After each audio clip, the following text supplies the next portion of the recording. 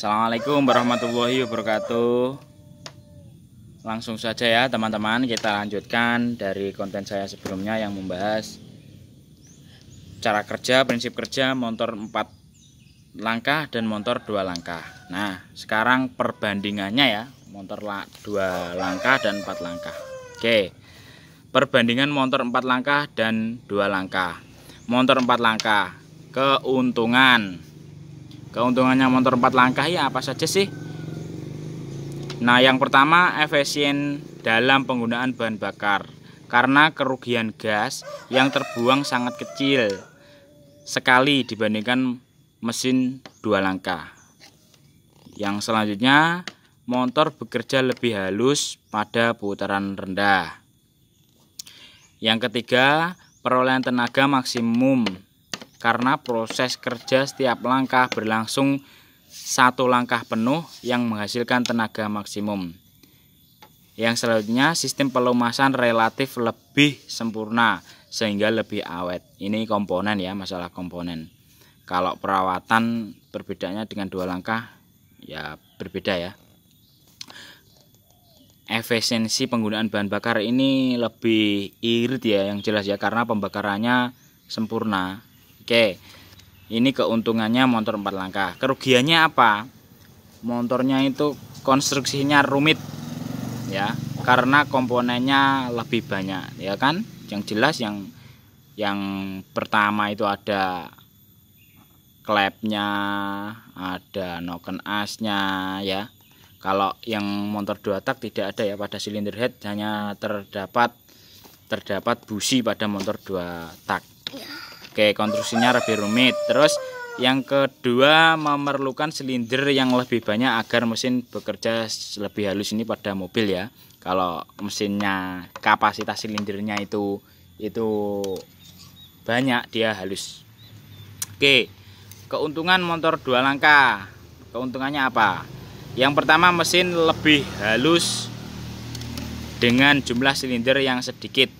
Beda dengan motor 4 langkah ya. Terus konstruksinya lebih sederhana ya, seperti itu aja motor 2 langkah. Tidak banyak komponen ya. Oke, selanjutnya ini ya teman-teman. Nah, selanjutnya kerugian.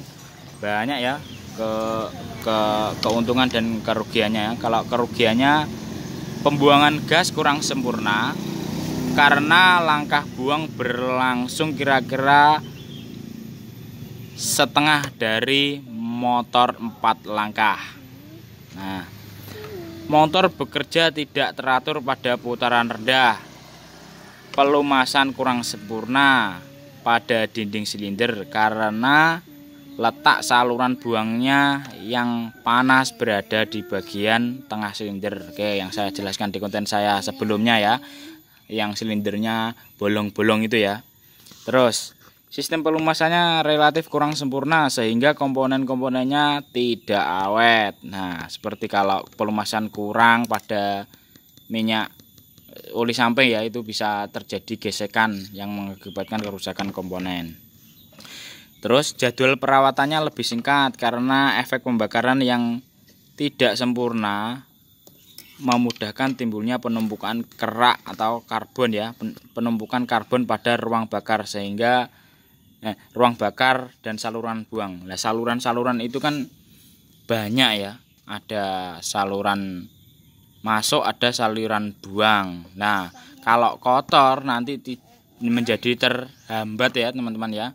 Kalau terhambat jadi proses kerjanya mesin akan terganggu. Makanya kalau motor 2 tak itu perawatannya lebih rutin karena pembakarannya kurang sempurna. Gini lah, pembakarannya kurang sempurna. Kalau pembakarannya kurang sempurna, dia akan menimbulkan semacam kerak atau karbon seperti apa ya namanya, gosong di wajan itu, kita goreng itu gosong ya, terus ada keraknya. Nah, itu perlu dibersihkan. Makanya pada sepeda motor 2 tak itu ada pembersihan rutin knalpot ya, dibersihkan ya. Knalpotnya kan berkerak di situ.